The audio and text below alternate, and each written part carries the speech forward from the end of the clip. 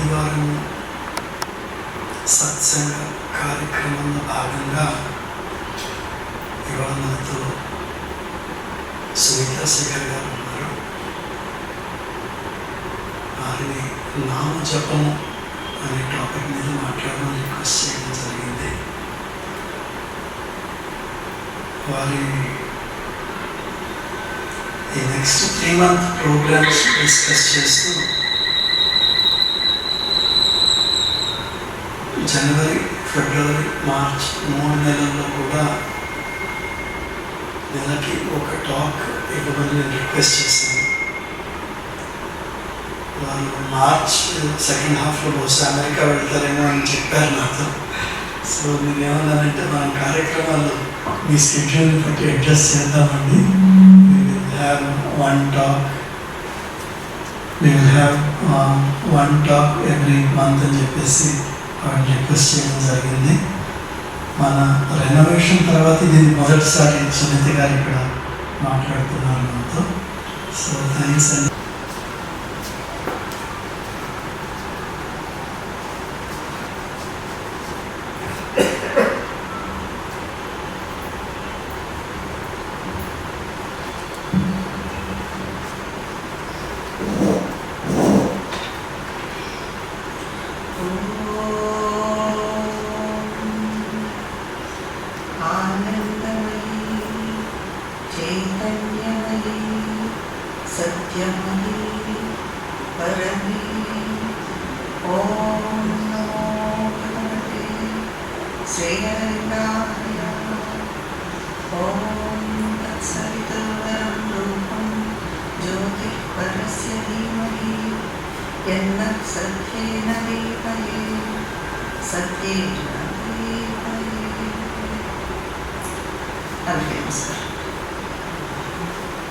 ఇలాగా శ్రీనివాస్ గారు అన్నట్టుగా నామజపం గురించి మనం ఈరోజు డిస్కస్ చేయబోతున్నాము. నామజపము అన్నది యోగ సాధనకు ఎంతవరకు ఉపయోగపడుతుంది, ముఖ్యంగా మన పూర్ణయోగ సాధనలో నామజపం ప్రాముఖ్యత ఏమిటి అన్న విషయాన్ని చూద్దాం. అసలు యోగం అంటేనే భగవంతుడితో సంయోగం, యూనియన్ విత్ ద గాడ్, భగవత్ సాక్షాత్కారం కానీ, లేకపోతే ఆత్మ సాక్షాత్కారం కానీ, లేకపోతే శూన్యంలో లయమైపోవడం కానీ, ఇవన్నీ కూడా వేరే ఇతర యోగాల లక్ష్యం. కానీ మన పూర్ణయోగము అక్కడితో అయిపోతుంది. ఈ పొందిన సంయోగాన్ని, భగవంతునితో పొందిన సంయోగాన్ని, ఆ సాక్షాత్కారాన్ని కానీ, ఆ శూన్య స్థితిని కానీ క్రిందకి తీసుకొని వచ్చి దాన్ని జీవితంలో ప్రతిఫలింపచేయాలి. అంటే ఆ ప్రకారంగా జీవించాలి, ఆ శక్తితో జీవితాన్ని కొనసాగించాలి. ఇది మన పూర్ణయోగంలోని నెక్స్ట్ దశ. ఆ మొదటి దశ అసెండింగ్ పాత్ అయితే మన పూర్ణయోగంలో ఆ శక్తితో భూమి మీద జీవించడము, నీ జీవితాన్ని కొనసాగించడము అన్నది ఆ సెకండ్ పార్ట్ అనేది డిసెండింగ్ పార్ట్. మిగిలిన యోగాలన్నీ కూడా అక్కడితో ఆగిపోతాయి. కానీ పూర్ణయోగంలో ఈ నెక్స్ట్ దశ అన్నదే పరిపూర్ణత. మొదటిది ప్రథమ పరిపూర్ణత మాత్రమే. శ్రీరవిందులు, సావిత్రిలు అంటారు, ఈ రకమైన పరిపూర్ణత ప్రథమ పరిపూర్ణతతో అంటే సాక్షాత్కారం పొందడము, ఇప్పుడు మనం అసెండింగ్ పాత్ అని చెప్తున్నాము, దానితో మొత్తం కంప్లీట్ కాదు, పరిపూర్ణత అన్నది మొత్తం కాదు. అది మానవ జాతి సఫలతను ముందుకు తీసుకొని పోతుంది తప్ప ప్రపంచం మాత్రం అలాగే వదిలిపోయబడుతుంది. అంటే ఇప్పుడు ప్రపంచంలో ఇప్పుడు మనం చూస్తున్న ఈ సంఘర్షణలు, సమస్యలు, ఈ దుఃఖాలు, బాధలు, వ్యతిరేకతలు ఏవైతే ఉన్నాయో అవన్నీ కూడా ఎటువంటి పరిష్కారము లేకుండా అట్లాగే ఉండిపోతాయి. కాబట్టి దానికి మరి పరిష్కారం ఏంటి అంటే ట్రాన్స్ఫర్మేషన్ అన్నారు శ్రీరవిందులు. అది భూ రూపాంతరీకరణ, భూమి రూపాంతరం చెందడం.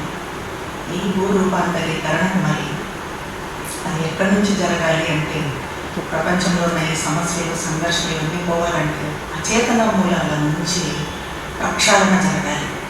ఈ అచేతన మూలాల నుంచి మరి ప్రక్షాళన జరగాలి అంటే అది ఒక సూపర్మెంటల్ కాన్షియస్నెస్, అతిమానస చైతన్యంతోనే జరుగుతుంది. దీన్నే మదర్ శ్రీరవిందులు తమ అవిరళ కృషితో, తమ తపస్సాధనతో 1956 ఫిబ్రవరి 29న ఈ సూప్రామెంటల్ కాన్షియస్నెస్ని సాధించారు. అది ప్రస్తుతము భూమి మీద స్థిరపడింది. ఇప్పుడు ఈ ట్రాన్స్ఫర్మేషన్ భూరూపాంతరీకరణ అన్నది. బికాస్ ఆఫ్ దిస్ ఈ సూప్రామెంటల్ కాన్షియస్నెస్ స్థిరపడటంలో ఇది ఇంకా వేగవంతమవుతుంది, సులభమవుతుంది.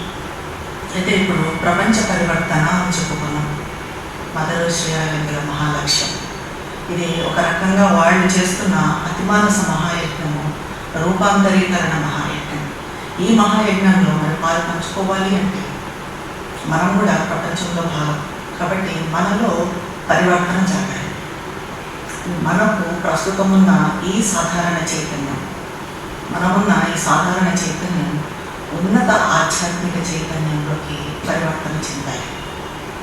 అప్పుడు మాత్రమే మనము దీంట్లో పాల్గొనగలుగుతాము.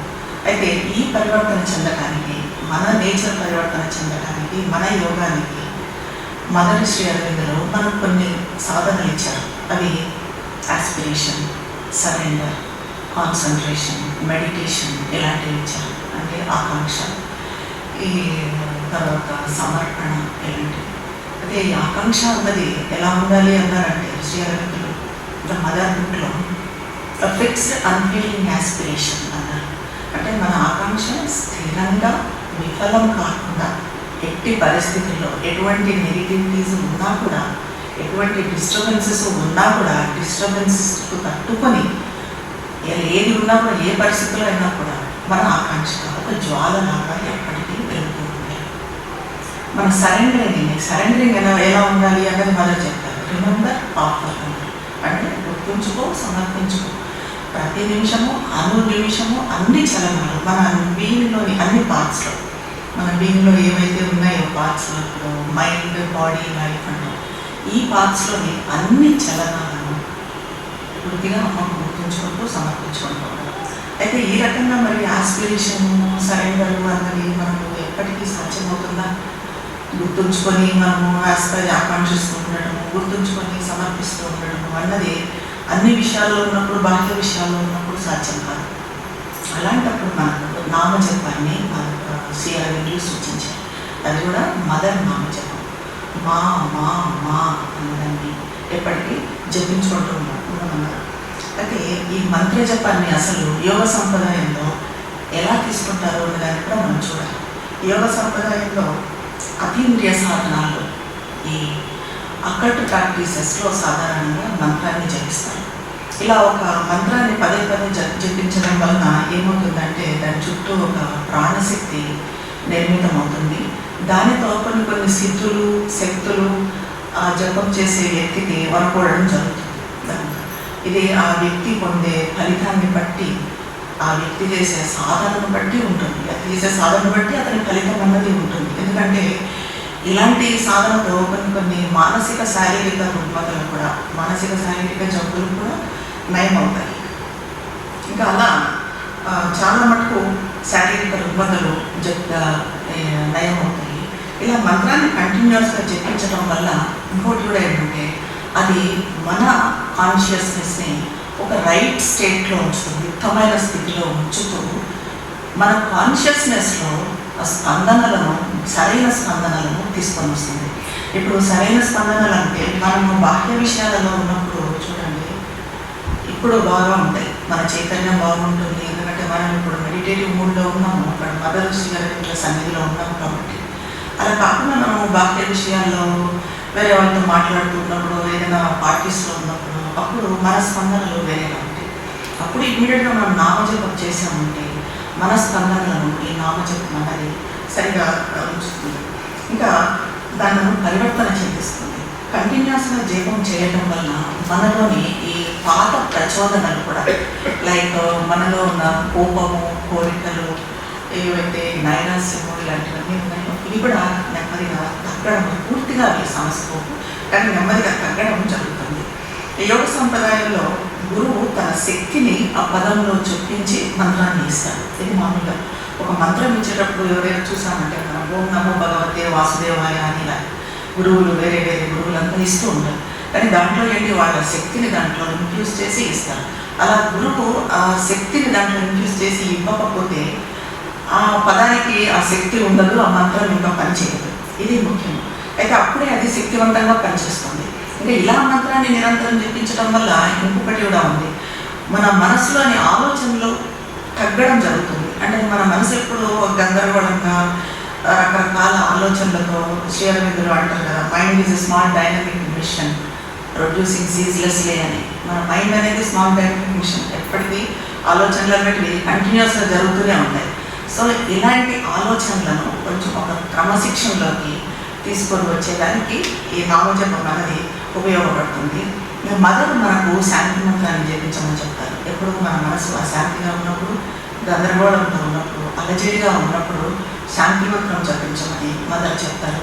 కొంతమంది కొన్ని యోగాల్లో శ్వాసతో పాటుగా మంత్రాన్ని జపిస్తారు. కానీ ఇది ప్రాణాయామ సాధన తప్ప ఇది మంత్రజపం కాదు, ఇది ఆధ్యాత్మికత కాదు అంటారు శ్రీరవిందులు. అలాగే నామజపం వేరు, మంత్రజపం వేరు. నామజపం అంటే మనం ఒక దేవత పేరు తీసుకొని నామాన్ని జపిస్తాము. ఉదాహరణకు ఇప్పుడు ఓం నమో భగవతే వాసుదేవాయ అని కానీ, నమో నారాయణాయ అని కానీ, నమో వెంకటేశాయ అని కానీ, నమ శివాయ అని కానీ, శ్రీమాత్రే నమః అని ఇలా ఒక దేవత పేరుని తీసుకొని నామజపాన్ని చేయడం మనకు తెలిసిందే. ఈ రకంగా చేయడం వల్ల ఏమవుతుందంటే ఆ దేవత అస్తిత్వం కానీ, ఆ దేవత ఉనికిని, ఆ శక్తిని ఆ జపం చేసే వ్యక్తి అనుభూతి చెందడం జరుగుతుంది.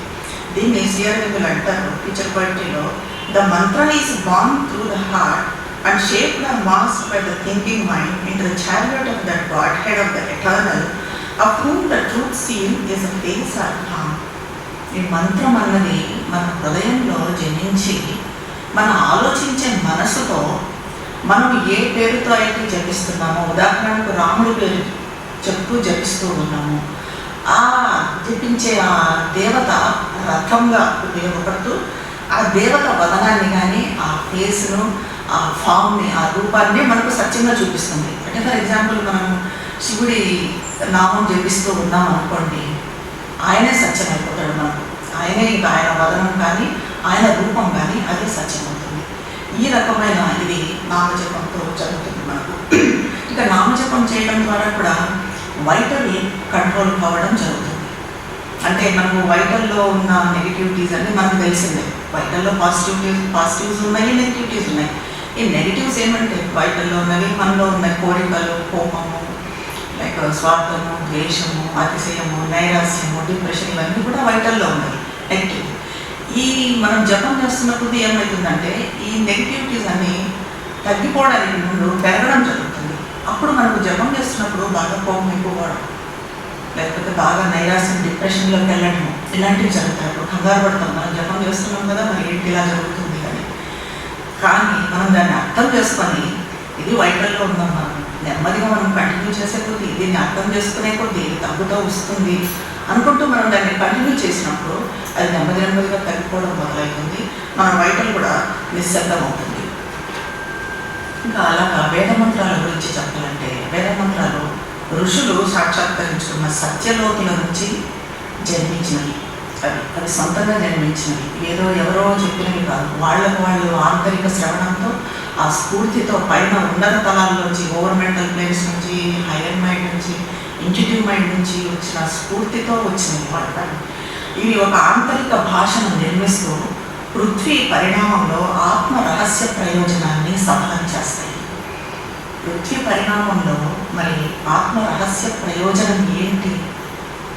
పరమాత్మతో సంయోగం చెందడం, union with the God. So ఈ ప్రయోజనాన్ని సఫలం చేస్తాయి.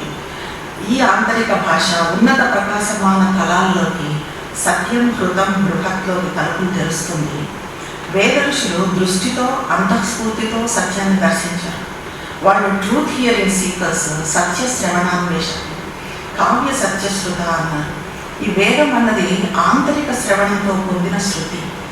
ఆంతరిక శ్రవణం అంటే ఎప్పుడైతే మనం ఈ బాహ్య విషయాల నుంచి, బాహ్యలో వినిపించే ఆ శబ్దాల నుంచి విరమించుకుంటామో అప్పుడు లోపల నుంచి మనకు వినిపిస్తుంది. దాన్ని ఆంతరిక శ్రవణం అంటారు, ఇన్నర్ హియరింగ్ అని. ఇది బయట మనం ఎంత మంత్ర జపం చేసినా, ఎంత మంత్రం పెట్టుకొని విన్నా, జపం విన్నా, మదర్ మంత్రం విన్నా, మ్యూజిక్ విన్నా, ఇదంతా కాదు, బయట నుంచి వినేది కాదు. ఇది లోపల నుంచి డెవలప్ అయ్యింది. ఇటువంటి ఆంతరిక శ్రవణంతో వాళ్ళు సత్యాన్ని దర్శించారు. ఊర్ధ్వం నుండి వచ్చే మంత్రం, నాకు చెప్తున్న వాళ్ళకి మంత్రం అన్నది ఎక్కడి నుంచి వస్తుంది, ఆ స్ఫూర్తి ఎక్కడి నుంచి వస్తుంది వాళ్ళకి అంటే ఓవర్ మైండ్ ప్లేస్ నుంచి, లేకపోతే మన ఇంట్యూటివ్ మైండ్ నుంచి, అక్కడి నుంచి వచ్చింది. సో దాని నుంచి వచ్చిన ఈ మంత్రము నిన్నాన్ని స్వాధీనం చేసుకొని, అది మన లోయర్ నేచర్ని స్వాధీనం చేసుకొని అనంత గాఢతలలోకి ఉద్ధరిస్తుంది. అండ్ క్రింది తత్వాన్ని ఇది శాశ్వతంగా మార్చలేదు. అయితే ఇది పూర్తిగా పరివర్తన చెందిస్తుందా మరి ఈ మంత్రం అంటే వేద మంత్రం అంటే పూర్తిగా పరివర్తన చెందించలేదు. కానీ మన తత్వంలో కొంచెం ఉన్నతిని ఉద్ధరిస్తుంది, కొంచెం ఉన్నతిని కలిగిస్తుంది. చాలా మటుకు మంత్రాలన్నీ కూడా మనకు తెలిసి సంస్కృత భాషలోనే ఉన్నాయి. కానీ ఒక్క సావిత్రి మాంత్రిక మహాకావ్యం మాత్రమే మనం ఇంగ్లీష్ భాషలో చూస్తాం. ఇంగ్లీషు భాషను మాంత్రికం చేసిన ఘనత ఒక శ్రీ అరవిందులకే దక్కింది. ఈ మంత్రం అన్నది ఇంతకుముందు మనం చెప్పుకున్నట్టుగా ఓవర్ మెంటల్ ప్లేన్ నుంచి, అభిమానస తలం నుంచి, అలాగే అంతఃస్ఫూర్తి తలం నుంచి, ఇంట్యూటివ్ మైండ్ నుంచి వచ్చింది. ఇక్కడ సావిత్రి రాస్తున్నప్పుడు శ్రీ అరవిందులు ఎక్కడున్నారంటే ఓవర్ మెంటల్ ప్లేన్ నుంచి వచ్చే ఆ స్ఫూర్తితో అలా పదాలు వస్తూ ఉంటే ఆయన చేతులు టైప్ రైటర్ మీద అట్లా అట్లా కదిలిపోయాయంట పూర్తిగా. అందుకే సావిత్రిలోని ప్రతి వాక్యము, ఆ వాక్యంలోని ప్రతి పదము గొప్ప మాంత్రిక శక్తితో, రూపాంతరీకరణ శక్తితో నింపుకొని ఉంటుంది సావిత్రి. పదాలకు ఉన్న శక్తి చాలా గొప్పది. ఆ పదాలు శక్తితో పలికినప్పుడు అవి పలికిన వ్యక్తి శక్తిని బట్టి అవి వాస్తవం అవుతాయి. అంటే ఇప్పుడు మనకు పురాణాల్లో ఋషులే తీసుకుంటే వాళ్ళు ఏం చెప్తే జరిగింది. వాళ్ళు శాపాలు ఇచ్చేవాళ్ళు, వరాలు ఇచ్చేవాళ్ళు, అవి జరిగేవి. అలాగే భవిష్యత్తు గురించి చెప్పేవాళ్ళు, అవి జరిగేవి. ఎందుకు అలా జరిగేవి అని అంటే వాళ్ళకున్న వాళ్ళ పదాలకున్న వాళ్ళ శక్తి, వాళ్ళ ఆత్మశక్తి అంత గొప్పగా ఉండేది. వాళ్ళు పెంచుకున్న శక్తి, ఆ శక్తితో వాళ్ళు పలికే పదానికి ఆ శక్తి వచ్చేది. కావ్యకంఠ గణపతి ముని రమణ మహర్షి ప్రథమ శిష్యుడు, మనకు తెలిసే ఉంటుంది. ఆయన మదర్ దగ్గరికి వచ్చారు. మదర్తో కొంతకాలము మెడిటేషన్ చేశారు. మదర్ని శక్తిమాతగా దర్శించారు. మదర్తో మెడిటేషన్ చేస్తున్నప్పుడు ఆ శక్తిని కూడా అనుభూతి చెందారు. అయితే నా కావ్యకంఠ గణపతి ముని ఒకసారి ఒక విలేజ్లో పాస్ పోతూ ఉన్నప్పుడు అక్కడ ఇళ్ళన్నీ తగలబడుతూ ఉన్నాయి.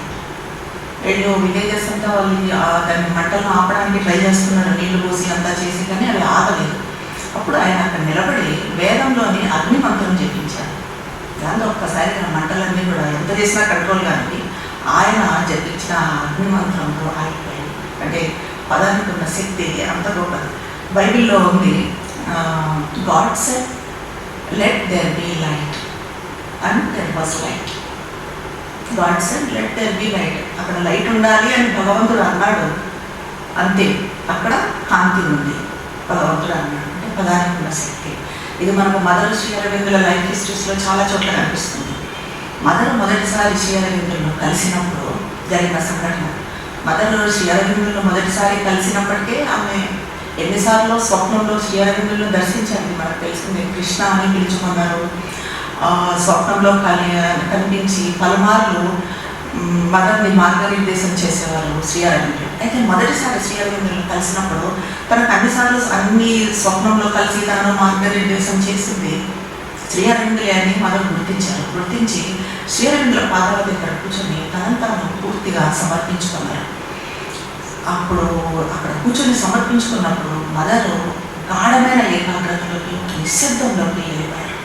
దాని గురించి మదరు తన డైరీలో రాసుకుంటారు.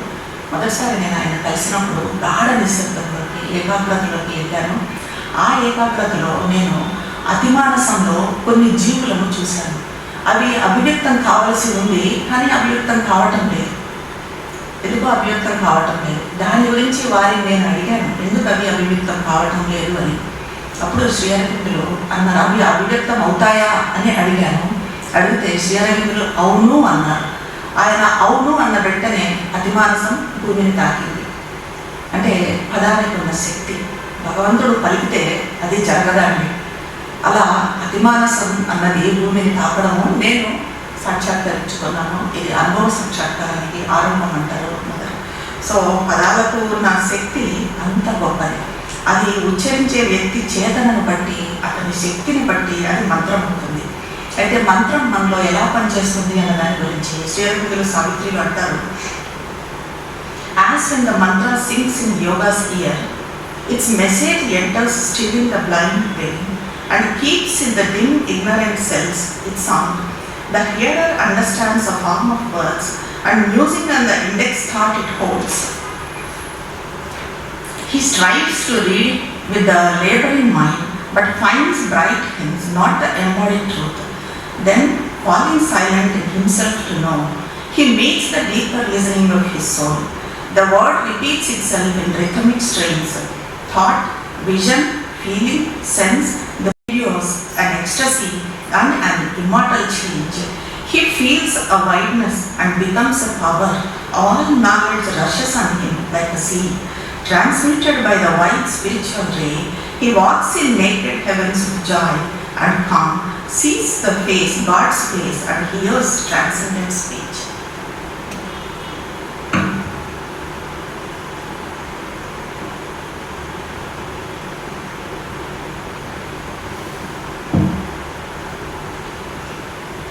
మంత్రం మన యోగకరణంలో నిమగ్నమైనప్పుడు, ఇక్కడ యోగకరణం అంటున్నాను అంటే మామూలు మన చెవులు బయట వినే చెవి అని కాదు, యోగం చేసే చెవి, ఆంతరిక శ్రవణం. దాంట్లో నిమగ్నమైనప్పుడు దాని సందేశము మస్తిష్కంలో ప్రవేశించి అలజడిని సృష్టిస్తూ దాని శబ్దాన్ని అజ్ఞాన కణాల్లో నమోదు చేస్తుంది. మంత్రం చేస్తున్నప్పుడు అది మన అజ్ఞాన కణాల్లోకి వెళ్ళిపోయి అక్కడ రికార్డ్ అవుతుంది. దాన్ని వినే వ్యక్తి పదాల రూపాన్ని అర్థం చేసుకొని మంత్రంలోని యోచన మీద ఆలోచన చేస్తాడు. దాన్ని వినేవాళ్ళు ఏం చేస్తారు, దాంట్లో ఉన్న పదాల మీద దాని అర్థం మీద యోచన చేస్తాడు. మనసుతో శ్రమిస్తూ దాన్ని చదవడానికి ప్రయత్నిస్తాడు. ఇక్కడ శ్రమించేది మనసు కాబట్టి ప్రకాశిత సూచనలను మాత్రమే అందుకుంటాడు తప్ప సత్యాన్ని అందుకోలేడు. మనసు అక్కడ శ్రమిస్తుంది ఏంటి అని తెలుసుకోవాలని. మనం మనసుతో ఆలోచిస్తున్న వరకు, మనసుతో శ్రమిస్తున్నంత వరకు సత్యాన్ని పట్టుకోలేము. ఉదాహరణకు ఓం ఆనందమయి, చైతన్యమయి, సత్యమయి అన్న మంత్రమే ఉంది. మనకి తెలిసిందే ఓం ఆనందమయి అంటే షీఈస్ ద బ్లిస్, చైతన్యమయి షీఈస్ ద కాన్షియస్నెస్, అలాగే సత్యమయి ఆమె షీఈస్ ద ట్రూత్, అమ్మనే అన్ని. సరే, ఇది మనకు మనసుతో ఆలోచిస్తాం.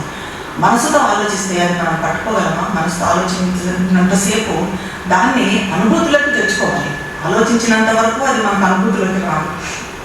అప్పుడు దాన్ని తెలుసుకోవడానికి మనం ఏం చేయాలి? దాన్ని తెలుసుకోవడానికంటే తనలో తాను నిశ్శబ్దమయ్యి అంతరాత్మ లోతుల్లో ఉన్న శ్రవణ శక్తిని కలుస్తాడు. ఇది అంతరాత్మ లోతుల్లో ఉన్న శ్రవణ శక్తిని మనం కలవాలి. లయాత్మక స్పందనలతో మంత్రం పునశ్చరణం అవ్వటం తెలుస్తుంది. అప్పుడు ఎప్పుడైతే మనము అంతరంలోకి పయనిస్తామో, బాహ్యం నుంచి కాకుండా, అప్పుడు ఆ మంత్రం మనలో రిపీట్ అవుతుంది. మనం పదాలను నోటితో చెప్పాల్సిన పని లేదు. ఓం ఆనందమయ్యి, చైతన్యమయ్యి, సత్యమయ్యి అని అది మనలో అలా జరిగిపోతూ ఉంటుంది మంత్రం. అతని ఆలోచన, దృష్టి, భావన, ఇంద్రియ జ్ఞానం, భౌతిక చైతన్యం మొత్తము మంత్రం స్వాధీనంలో పెడతాయి. ఒక ఆనంద పారవస్యత, ఒక అమృత పరివర్తన అతనిలో సంభవిస్తాయి. ఒక దివ్య విస్తారతను అనుభూతి చెందుతూ తానే మంత్రంగా మారుతాడు. అప్పుడేమవుతుంది? తానే మంత్రం అవుతాడు కదా, మంత్రం జపించాల్సిన పని లేదు. సమస్త జ్ఞానము ఒక సంద్రంలాగా అతన్ని ముంచెత్తుతుంది. స్వచ్ఛమైన ఆధ్యాత్మిక కిరణం చేత రూపాంతరీకరించబడి ఆనంద నిశ్శబ్దాల శుద్ధ స్వర్గాలలో విహరిస్తాడు. భగవంతుని వదనాన్ని తిలకిస్తాడు. సర్వాతిశయ భాషను వింటాడు. ఇది మనకు మంత్రం నిజంగా మంత్ర జపం అన్నది మనలో జరగాల్సింది. అది జరిగినప్పుడు మనం పొందే ఫలితము. అయితే సర్వాతిశయని తెలుసుకోవడానికి ఓం శబ్దం అన్నది అద్భుతంగా పనిచేస్తుంది. శ్రీరవిందులు కూడా దీన్ని సజెస్ట్ చేస్తారు, ఓం శబ్దాన్ని. యుగాలుగా మనిషి పరబ్రహ్మను తెలుసుకోవాలని ఆకాంక్షిస్తూనే ఉన్నాడు.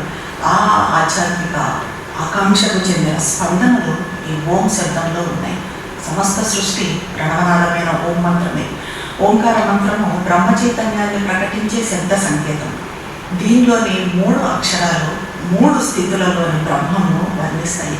ఇది తురీయం నుంచి భౌతికం వరకు అన్ని తలాలను ఈ ఓం శబ్దము ప్రభావితం చేస్తుంది. ఓం మిథ్యే తదక్షరమిదం సర్వ అని మాండూక్యోపనిషత్తులో చెప్పిన ప్రకారంగా ఓం శబ్దంలోని ఆ అన్నది స్థూల ఆత్మను, విరాటుడిని ప్రతిఫలిస్తుంది.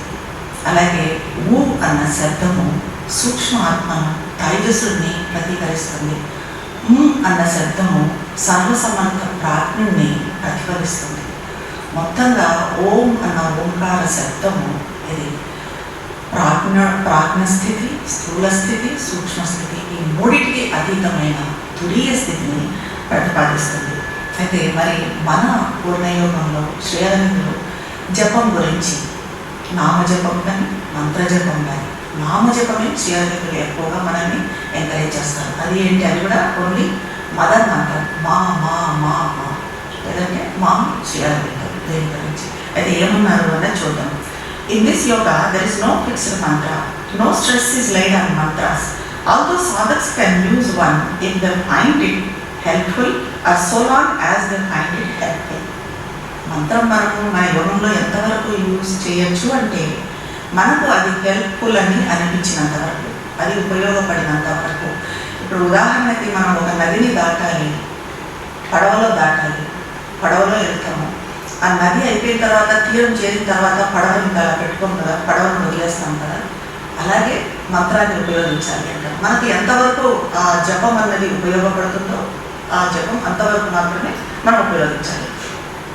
దానికన్నా ఎక్కువగా మన స్ట్రెస్, మన కాన్సన్ట్రేషన్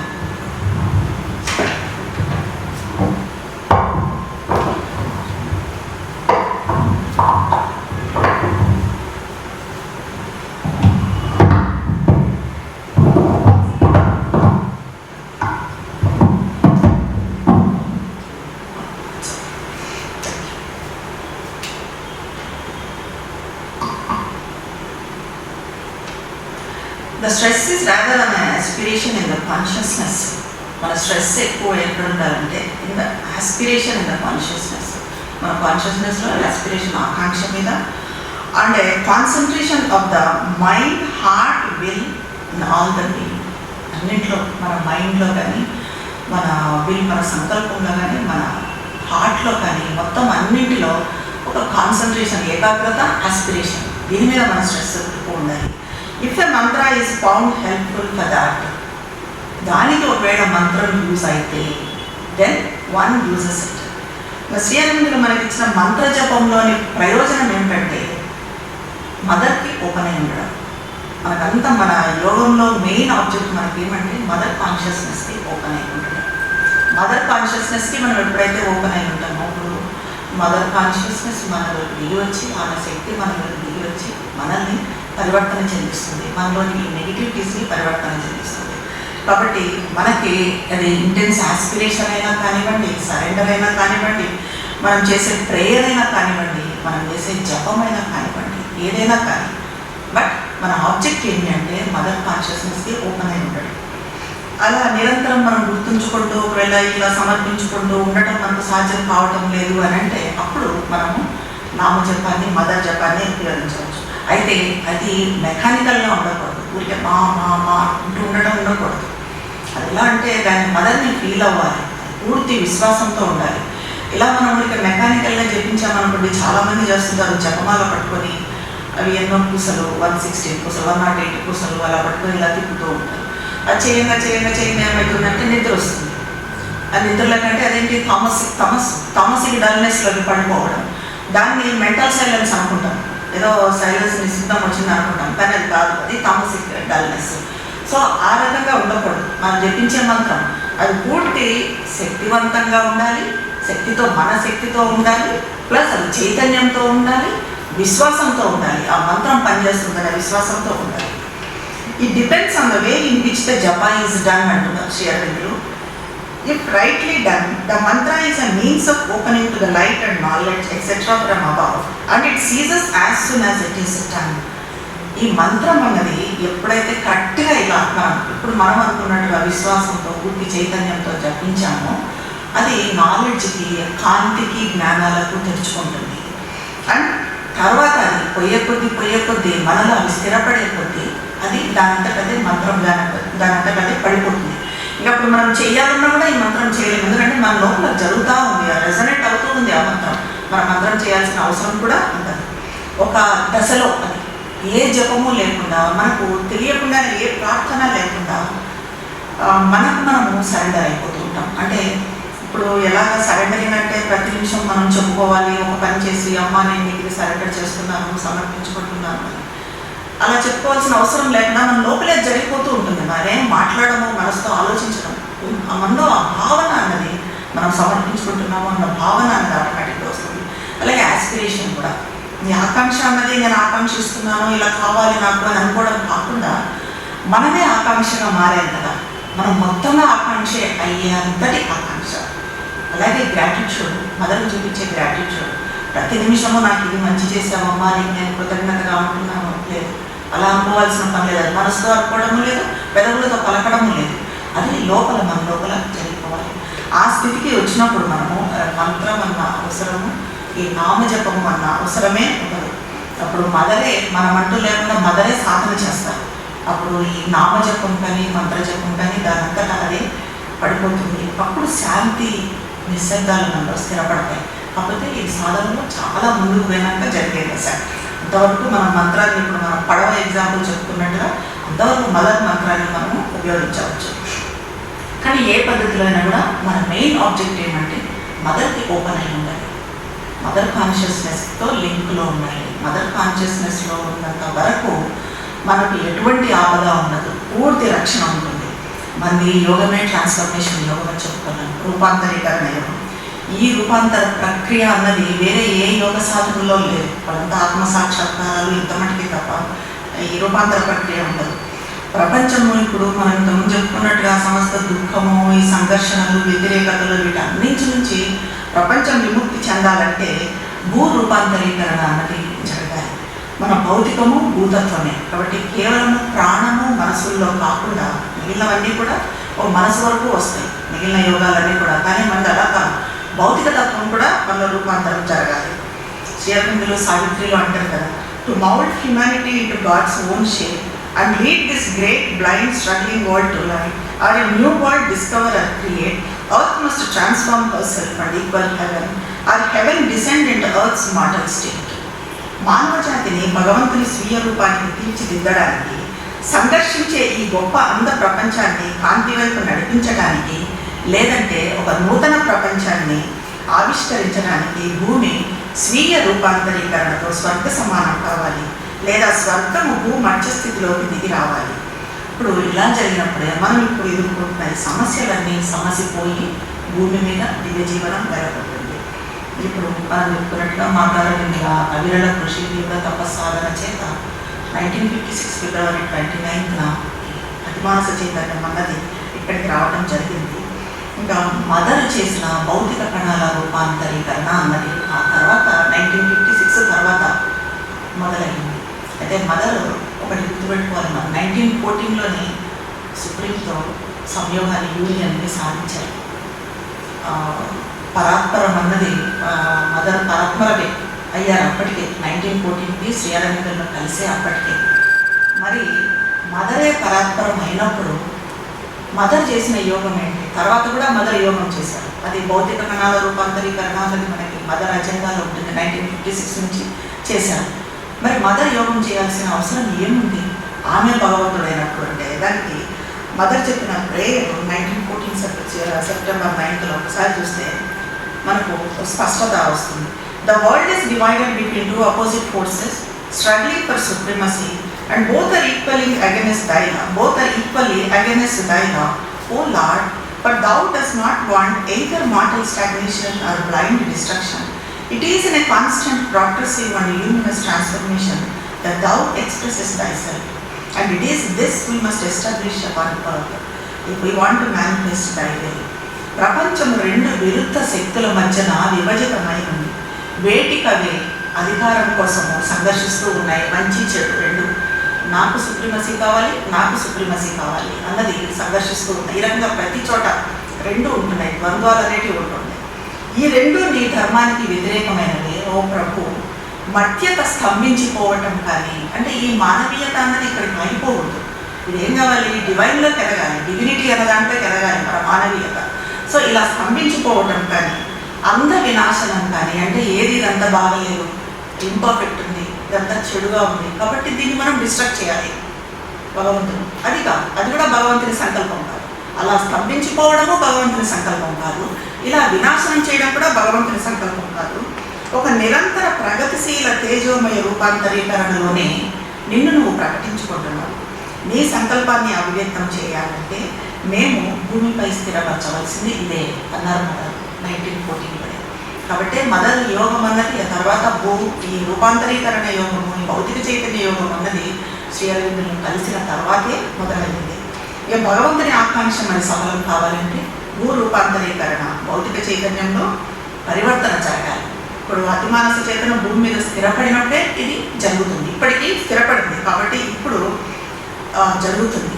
అయితే ఈ అనుబంధాన్ని భౌతిక చైతన్యంలోకి తీసుకురావడము అన్న మహత్ కార్యాన్ని మదరు తర్వాత 1956 తర్వాత మొదలుపెట్టారు. 1956కి మదరు మెంటల్గా వైటల్గా సుప్రామెంటలైజ్ అయిపోయారు. అతిమానసీకరణ అన్నది జరిగింది. కానీ ఎక్కడ కావాల్సి వచ్చింది ఈ అతిమానసీకరణ అన్నది? భౌతికంలో కావాల్సి వచ్చింది. భౌతికంలో ఈ సెల్స్ ట్రాన్స్ఫర్మేషన్ అన్నది మదరు అప్పటి నుంచి స్టార్ట్ చేయాల్సి వచ్చింది. దీనికి మదరు ఓం నమో భగవతే అన్న మంత్రాన్ని యూజ్ చేశారు. ఇది కూడా ఎలా జరిగింది అంటే, ఒకసారి మదర్ పిల్లలతో కూర్చొని సినిమా చూస్తున్నప్పుడు ఆ సినిమాలో ఓం నమో భగవతే అన్న మంత్రం వచ్చింది. అయితే ఈ ఓం నమో భగవతే మంత్రం వచ్చినప్పుడు మదర్ శరీరంలో ఉన్న సెల్స్ ఈచ్ సెల్ దానికి రెజనేట్ కావడం మొదలుపెట్టింది, ప్రతిధ్వనించడం మొదలైంది. అంటే మదర్ సెల్స్ అప్పటికే, ఇప్పుడు మన మామూలు సెల్స్ అలా కాదు, అప్పటికే సైజ్ అయి ఉన్నాయి, ఓపెన్ అయి ఉన్నాయి, అంతరాత్మకి సోల్కి ఓపెన్ అయి ఉన్నాయి. ఆ సెల్స్ ఓం నమో భగవతే ఓం నమో భగవతే అని చెప్పడం జరిగింది. సో దాంతో మదర్కి అర్థమైన సెల్స్ కావాల్సిన మంత్రము ఇది, ట్రాన్స్ఫర్మేషన్ కావాల్సిన మంత్రం ఇది. అప్పుడు మదర్ ఈ ఓం నమో భగవతే అన్న మంత్రాన్ని చేయడం జరిగింది. ఈ ఓం నమో భగవతే అన్న మంత్రాన్ని కూడా మదర్ అర్థాన్ని చెప్పారు. ఓం అంటే మనము పరాత్పరునితో, పరబ్రహ్మంతో లింక్ ఏర్పరచుకోవడం. నమో అంటే నన్ను నేను సమర్పించుకుంటున్నాను అని. భగవతే అంటే నన్ను కూడా దివ్యం చేయదండి, అంటే మేక్ మీ డివైన్. ఇక్కడ మేక్ మీ డివైన్ అంటున్నది మదర్ అస్తిత్వం కాదు. Mother already she is the divine. ఇక్కడ చెప్తున్నది, చేస్తున్నది ఏంటి? మదర్ భౌతిక శరీరంలోని సెల్స్, ఈచ్ సెల్ అంటే ఎంత కాన్షియస్లో ఉన్నారు చూడండి మదర్. మనకు సెల్స్ అంటేనే తెలియదు, ఉంటాయనేది కూడా తెలియదు, దేంట్లో పెట్టి చూస్తే ఒక మైక్రోస్కోప్. కానీ అట్లాంటిది సెల్స్, ప్రతి సెల్ రెజొనేట్ కావడం మొదలుపెట్టాయి. అందుకనే మదర్ అది చేశారు. ఓం నమో భగవతే అన్న మంత్రాన్ని ఉపయోగించారు. అయితే ఇక్కడ మనం మరి మదర్ చేసిన జపానికి మనకు చాలా తేడా ఉంది. ఇప్పుడు మనం చెప్పుకున్నట్టుగా స్టార్టింగ్లో అసెండింగ్ పాత్, డిసెండింగ్ పాత్ అని చెప్తాం. మదర్ చేసింది డిసెండింగ్ పాత్, చివరి దశలో చేసింది భౌతిక కణాల రూపాంతరీకరణ. మనం చేసే జపం పర్పస్ ఇది కాదు. మన జపం పర్పస్ ఏంటి? దాన్ని చెప్పినట్టుగా ఓన్లీ మదర్కు ఓపెన్ అయి ఉండటం, మదర్ కాన్షియస్నెస్కి ఓపెన్ అయి ఉండటం. మనం ఇంకా ఈ అసెండింగ్ పాత్రలో 5%, 10%లో ఉన్నాం. ఇంకా మనకు యూనియన్ విత్ గాడ్, ఆత్మ సాక్షాత్కారాలు అన్నీ జరగలేదు, దానికి చాలా దూరంలో ఉన్నాం మనం. కాబట్టి మన జపం పర్పస్ వచ్చేసి మదర్ కాన్షియస్నెస్. మనకి ఇవన్నీ అవసరం లేదు, ఈ ఆత్మ సాక్షాత్కారాలు ఇవన్నిటితో పనులు అన్నీ జరిగిపోతాయి. మనకి కుండలిని వేకనింగ్ అన్నీ జరిగిపోతాయి. మనం మదర్కు ఓపెన్ అవుతే చాలు. మదర్కు ఓపెన్ అయ్యేట్టుగా మనం ఏది చేసినా కూడా మన యాస్పిరేషన్ కానీ, సరెండర్ కానీ, జపం కానీ మదర్కు ఓపెన్ అవుతున్నారు. అప్పుడే మనలో దిగి మనలోని లోయర్ నేచర్ని పరివర్తన చెందిస్తారు. ఇలా మన పర్పస్ మనం తెలుసుకొని మదర్ ఓపెన్ అయి ఉండటము అని. ఎప్పుడు ఆ మదర్ కాన్షియస్నెస్లో ఉన్నప్పుడు మన శారీరక, మానసిక రుగ్మతలు కూడా చాలా మటుకు తగ్గిపోతూ వస్తాయి. ఈ మంత్రం అనేది ఎలా పనిచేస్తుందంటే మన భౌతిక చైతన్యాన్ని కూడా ఉన్నత చైతన్యానికి ఓపెన్ చేస్తుంది. మనము ఏదైనా తప్పు చేసామనుకోండి, ఏదైనా తప్పు చేసినప్పుడు మనలో వ్యతిరేక శక్తులు పనిచేస్తాయి. అప్పుడు వెంటనే ఎరుకతో తప్పు చేశాము, వెంటనే ఎరుకలోకి వచ్చి మదర్ నామాన్ని జపించామనుకోండి, అప్పుడు దాని నుంచి ఆ వ్యతిరేక శక్తుల బారి నుంచి మనం బయటపడతాం. ఇంకా అలాగే జబ్బు చేసినప్పుడు, ఏదైనా దుర్ఘటన ఎదురైనప్పుడు, ఏదైనా చెడు శక్తి ప్రభావం మన మీద ఉంది, పనిచేస్తుంది అనే భయం ఉన్నప్పుడు మదర్ నామాన్ని జపించాలి. వెంటనే మదర్ని ఎరుకతో మదర్ నామాన్ని జపించాము అని అంటే వెంటనే అవన్నీ కూడా దూరం అయిపోతాయి. మనం వాటికి దొరకం. అంటే మదర్ రక్షణ అంత ఇదిగా ఉంటుంది. అలాగే పడుకునే ముందు చూడండి, పడుకునే ముందు ఓం నమో భగవతి మదర్ మంత్రాన్ని ఓం నమో భగవతి శ్రీ అరవిందాయ కానీ, ఆనందమయి, చైతన్యమయి, సత్యమయ్యేది కానీ, ఏది లేకపోతే మా శ్రీ అరవిందో ఇలాంటివి కానీ నిద్రపోయే ముందు చేసామంటే మనకి నిద్రలో వచ్చే స్వప్నాలు దుస్వప్నాలు తగ్గుతాయి. అలాగే మదర్ మనకు ఒకటి గట్టిగా చెప్తారు, మనము నిద్రలో కూడా ఎరుకతో ఉండాలి, చైతన్యంతో ఉండాలి. ఎంతటి చైతన్యంతో మనం ఉండాలి అంటే నిద్రలో వచ్చే చెడు కళలను, మనకి ఇష్టం లేని కళలను మార్చుకునే స్థితికి మనం నిద్రలోనే మార్చుకునేటట్టుగా, వాటిని మంచిగా మనకు అనుగుణంగా మార్చుకునేంత చైతన్యంతో మనం ఉండాలి. అంతటి చైతన్యం ఎప్పుడు వస్తుంది మరి అంటే నిద్రపోయే ముందు మనము ఈ నామాన్ని జపించినప్పుడు. అలాగే బయట ఏదన్నా పార్టీస్లో ఉంటాము, అక్కడ ఎక్కువగా లోయర్ వైటల్ పనిచేస్తూ ఉంటుంది, ఆ ఇన్ఫ్లుయెన్స్లో పడిపోవడం వల్ల ప్రభావం, అప్పుడు వెంటనే మనం ఎరుకలోకి వచ్చి లోపల మదర్ నామాన్ని జపించుకోవడం, అప్పుడు దాని నుంచి ఆ ఇన్ఫ్లుయెన్స్ నుంచి బయటకు రావడం జరుగుతుంది. ఇలాగా రక్షణ కోసం హృదయ లోపల నుంచి జపం చేసే వాళ్ళని మంత్రం ఎప్పటికీ నిరుత్సాహపరచదు, కానీ యాంత్రికంగా కాకుండా పూర్తి విశ్వాసంతో చేయాలి. ఇది మనకు సావిత్రిలో కూడా 7th book the book of యోగాలో సావిత్రి యోగం చేస్తుంది. సత్యవంతుడు ఎదుర్కోబోయే సత్యవంతుని మృత్యువుని తప్పించడానికి, ఆ మృత్యువుతో కలబడడానికి సావిత్రి యోగం చేస్తుంది. సావిత్రి యోగం చేస్తున్నప్పుడు సావిత్రికి భగవంతుడి నుంచి ఆదేశం వస్తుంది, అంతరాత్మను అన్వేషించండి. అది ఇంకా స్టార్టింగ్ దశ. ఇంకా అంతరాత్మను సావిత్రి అన్వేషించలేదు, ఆత్మసాక్షాత్కారం కాకముందు చేసేది. అప్పుడు ఆమెకు ఏమని వస్తుంది అంటే భగవంతుడి నుంచి సందేశము, దివ్యవాణి సందేశము, నువ్వు ముందుగా ఈ 3 అడుగుల్ని అధిగమించు అని. 3 అడుగులు అంటే మనలో ఉన్న శరీరము, ప్రాణము, మనస్సు. ఆమె ముందుగా శరీరంతో మొదలు పెట్టాలి. సో భౌతిక తలంలోకి ప్రవేశిస్తుంది సావిత్రి, దాన్ని భౌతిక తలాన్ని అధిగమించడానికి.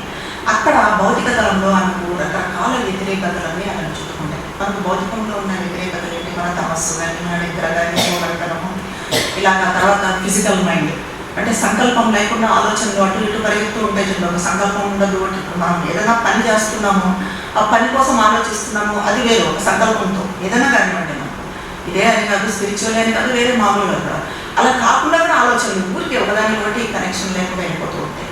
సో అదంతా ఫిజికల్ మైండ్. ఇవన్నీ కూడా సావిత్రిని చుట్టుముట్టాయి. భగవంతుని నామజపం మీద ఉంచుతుంది. అప్పుడు మొత్తం అన్నీ విరమించుకుంటాయి. దాన్ని ఇక్కడ అంటారు, out of the dreadful press she dragged her will and fixed her thought upon the saviour name. Then all grew still and empty, she was free. అప్పుడు సావిత్రి ఫ్రీ అయిపోతుంది. సో ఈ రకంగా మనకి ఎలాంటి సమస్యలు, ఏ గందరగోళం, ఏ ఆలోచన ఉన్నా కూడా మదర్ మంత్రం అనేది జపించామంటే దాని నుంచి బయటపడతాం. ఇంకా మా అన్న మంత్రంతో పాటు శ్రీ అరవిందులు ఇచ్చిన ఎక్కువ మంత్రము మా శ్రీ అరవిందు. ఎక్కువగా మదర్ మంత్రం గురించే చెప్తారు. శ్రీ అరవిందు మా అన్న మంత్రమే చెప్తారు, కానీ మా శ్రీ అరవిందు అన్నది కూడా చెప్తారు. అది ఎలా అంటే కొన్ని పరిస్థితుల్లో, కొన్ని చేతనా స్థితులలో మా శ్రీ అరవిందు అన్నది పనిచేస్తుంది అంటారు. ఎందుకంటే మదరు శ్రీ అరవిందులు వాళ్ళిద్దరు వేరు కాదు, వాళ్ళిద్దరూ ఒకటే ద్విశక్తి అవతారాలు, ఒకే చేతనతో ఉన్నవాడు. Without him I exist not, without me he's unmanifest అంటారు అమ్మ. కాబట్టి కానీ వాళ్ళిద్దరు ఒకటే అయినా కూడా శ్రీ అరవిందులు ఎప్పుడు మదర్ నామానికి ఎక్కువ ఇంపార్టెన్స్ ఇచ్చారు. ఇలాగా మదర్ నామంతో కానీ మనము శ్రీ అరవిందుల నామంతో కానీ చేసే జపాన్ని ఇంకోటి కూడా శ్రీ అరవిందులు 2 రకాలుగా చెప్తారు. అది ఒకటి హృదయం మీద ఏకాగ్రత పెట్టి చేయడం, ఇంకోటి శిరస్సు మీద ఏకాగ్రత పెట్టి చేయడం. మనం హృదయం మీద ఏకాగ్రత పెట్టి మదర్ నామంతో జపం చేస్తున్నప్పుడు ఏమవుతుందంటే అది మన నేచర్ని, మన స్వభావాన్ని పరివర్తన చెందిస్తుంది. హృదయం అంటే ఏంటంటే భావోద్వేగ కేంద్రం. ఆ హృదయం మీద మనం ఏకాగ్రత పెట్టి మదర్ నామం జపిస్తున్నంత వరకు మదర్ మీద ప్రేమ కానీ, ఆకాంక్ష కానీ, భక్తి ఇవన్నీ కూడా ఎక్కువ ఉంటాయి. ఇంకా అలాగే శిరస్సు మీద మనం ఏకాగ్రత పెట్టి మదర్ నామాన్ని జపిస్తూ ఉన్నప్పుడు అది హయ్యర్ మైండ్, ఈ ఏవైతే ఉన్నాయో intuitive mind, mind, over mind ఉన్నాయో ఆ తలాల్లోకి మన మనసును ఓపెన్ చేస్తుంది. ఎప్పుడు శిరస్సు మీద ఏకాగ్రత పెట్టి చేసినప్పుడు అలాగా శిరస్సు మీద ఒక ఓపెనింగ్ అంటే ఉన్మీలనం జరిగి ఆ పైనుంచి మదర్ శక్తి మనలోకి వచ్చి మనల్ని పరివర్తన చెందిస్తుంది. Supreme grace from above, the dances from above అంటారు చూడండి, అది జరుగుతుంది. ఈ రకంగా ఈ 2 పద్ధతుల్లో ఏదైనా కూడా మనం పాల్గొవచ్చు, హృదయం మీద కానీ శిరస్సు మీద కానీ. కానీ అన్నింటిలోకి శ్రీ అరవిందులు అత్యంత ప్రాముఖ్యతనిచ్చిన మంత్రము ఓం ఆనందమయి చైతన్యమయి సత్యమయి. అమ్మనే సమస్త ఆనందము, అమ్మనే దివ్య చైతన్యము, అమ్మనే పరమ సత్యము. She is the bliss, she is the consciousness, she is the truth. సచ్చిత్ ఆనందము, సచ్చిదానందము అని. అయితే భౌతిక కణాలని ఈ రూపాంతరీకరణ అని చెప్పుకున్నాం. దాని గురించి కొంచెం అజెండాలో మదర్ ఏం చెప్పారు అన్నదాన్ని చూస్తే నామజపం గురించి I have also come to realize that for this sadhana of the body, the mantra is essential because only japa has a direct action on the body. శరీర సాధనలో మంత్రం అవసరం అని తెలుసుకున్నాను, ఎందుకంటే జపం మాత్రమే శరీరం మీద డైరెక్ట్గా ప్రత్యక్షంగా యాక్షన్ తీసుకుంటుంది అని. అలాగే it gives discipline. It is an almost subconscious discipline of the character more than of thought. ఇది ఎటువంటి డిసిప్లిన్, మంత్రజపం అన్నది క్రమశిక్షణ ఇస్తుంది. ఎలాంటి డిసిప్లిన్ అంటే ఇది మనసుతో వచ్చే డిసిప్లిన్ కాదు, సైకలాజికల్ డిసిప్లిన్ కాదు. ఇప్పుడు మనం మనసుతో డిసిప్లిన్ అంటే నేను ఇది మాట్లాడాలి, ఇది మాట్లాడకూడదు, ఇలా ఉండాలి, ఇలా ఉండకూడదు అని ఒక డిసిప్లిన్ పెట్టుకుంటాం మనం. అలా వచ్చే డిసిప్లిన్ కాదు ఈ జపంతో వచ్చే డిసిప్లిన్. ఇది ఎలాంటిదంటే సబ్కాన్షియస్ నుంచి వచ్చే డిసిప్లిన్. మన ఇప్పుడు వ్యతిరేకతలన్నీ కూడా మనల్ని నెగిటివ్గా మాట్లాడటం కానీ, నెగిటివ్గా బిహేవ్ చేయడం కానీ, ఇవన్నీ ఎక్కడి నుంచి వస్తాయి? మనకు సబ్కాన్షియస్ నుంచి వస్తాయి. కాబట్టి అది పూర్తిగా పోవాలంటే మూలాలని సబ్కాన్షియస్లో పని జరగాలి. ఆ ప్రక్షాళన అన్నది సబ్కాన్షియస్లో జరగాలి. ఆ సబ్కాన్షియస్లో జరిగే ప్రక్షాళనను ఈ జపము చేయగలుగుతుంది, క్రమశిక్షణలో పెట్టగలుగుతుంది అని మదర్ అంటున్నారు. ఇంకోటి, it is an almost physical discipline. Moreover I have seen that the japa has an organising effect on the subconscious, on the inconscient, on matter, on the body's cells. It takes time, but by persistently repeating it in the long run, it has an effect. It is the same principle as doing daily exercises on the piano. For example, you keep mechanically repeating them, and in the end, your hands are filled with consciousness. It fills the body with consciousness. ఇది చాలా మటుకు భౌతిక క్రమశిక్షణ అధోచేతన మీద, అచేతన మీద, subconscious మీద, మన ఇన్కాన్షియస్ మీద, పదార్థం పైన, సెల్స్ పైన ఒక వ్యవస్థీకరించే ప్రభావాన్ని కలిగిస్తుంది.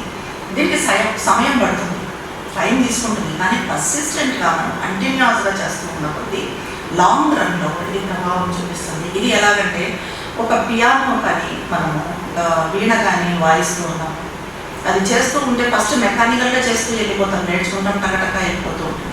కానీ అలా చేయంగా మన చేతుల్లో కూడా చైతన్యం వస్తుంది. ఆ రకంగా చేయంగా ఇవి మన సబ్కాన్షియస్ మీద, మన ఇన్కాన్షియస్ మీద పనిచేస్తుంటాయి అంటున్నారు. తర్వాత in fact you can immediately see the difference between those who have a mantra and those who don't. మంత్రం ఉన్న వాళ్ళకి, మంత్రం లేని వాళ్ళకి, చేయని వాళ్ళకి డిఫరెన్స్ చూడొచ్చు అంటున్నారు. With those who have no mantra, even if they have a strong habit of meditation or concentration, something around them remains hazy and vague, whereas the japa imparts to those who practice it a kind of precision, a kind of solidity and armature. They become galvanized as it were. అంటే మంత్రం ఉన్న వాళ్లకు, లేని వాళ్లకు తేడాన్ని మనం చూస్తే, మంత్రం తనతో లేని వాళ్లకు మెడిటేషను, కాన్సన్ట్రేషను ఎంత బలంగా ఉన్నా కూడా వాళ్ళ చుట్టూ కొంత అస్పష్టత, మంత్రం చేయని వాళ్లకు కొంత అస్పష్టత, కొంత భేజీ అండ్ పొగమంచులాగా ఉంటుంది అంటారు. జపం ప్రాక్టీస్ చేసే వాళ్లకు జపము ఒక విధమైన ఖచ్చితనాన్ని, గట్టిదనాన్ని, రక్షణను ఇస్తుంది. వాళ్ళు విద్యుదీకరించబడతారు, ఉత్సాహంగా ఉంటారు అని చెప్పి మదర్ చెప్తున్నారు. కాబట్టి మనకు అన్నిటికన్నా ఎక్కువగా, అన్నిటికన్నా ముఖ్యమైన మంత్రము, అన్నిటికన్నా హైయెస్ట్ అని చెప్పిన మంత్రము ఓం ఆనందమయి, చైతన్యమయి, సత్యమయి, పరమయి. ఈ మంత్రంతో మనల్ని మనము పరివర్తన చెందించుకోవడానికి చాలా మంత్రము ఉపయోగపడుతుంది. మదర్ గురించి శ్రీ అరవిందులు చెప్పింది ఒకసారి సాగులో చూసి దీన్ని మొదలుతాము. The spirit's alchemist energy is hers, she is the golden bridge, the wonderful part. మనల్ని రూపాంతరం చెందాలి, మనల్ని పరశువేదిలా రూపాంతరం చెందించే ఆత్మశక్తి ఆమె, సువర్ణ వారధి ఆమె, అద్భుత జ్వాల ఆమె. She is the force, inevitable word, దివ్యశక్తి ఆమె, అనివార్య దివ్యపదం ఆమె. మన పూర్ణయోగ మంత్రమే మదర్ నామజపం. మన లక్ష్యము మదర్కు ఓపెన్ అయి ఉండటం. దీన్ని శ్రీ అరవిందులు అంటారు మన లక్ష్యం గురించి, to be a yogi or sanyasi, a Tapasvi is not the object here. The object is transformation, and the transformation can only be done by a force infinitely greater than your own. It can only be done by being truly like a child in the hands of the Divine Mother. యోగిగా లేదా సన్యాసిగా, తపస్విగా ఉండటం ఇక్కడ మన లక్ష్యం కాదు. రూపాంతరీకరణ మన ముఖ్య లక్ష్యం. ఈ రూపాంతరీకరణ నీ స్వీయ శక్తి కన్నా, మన సొంత శక్తి కన్నా గొప్పదైన శక్తి చేతనే, అనంతమైన ఆ శక్తి చేతనే సాధ్యమవ్వగలదు. దివ్యమాత హస్తాలలో ఒక నిజమైన చిన్న పిల్లవాడిలాగా ఉండు. అలా ఉండటం వల్లనే ఇది జరగగలదు అని చెప్పి శ్రీ అరవిందులు చెప్తున్నారు. శ్రీ అరవిందులు ఒక సాధకులకి ఇచ్చిన మంత్రంతో మనం ఈ కార్యక్రమాన్ని మొదలుపెట్టామండి. ఓం శ్రీ అరవిందో ఇలా open my mind, my heart, my life to your love, your power. In all things may I see the divine. Om Shri Aurobindo Mela, open my mind, my heart, my life to your life, your love, your power. In all things, may I see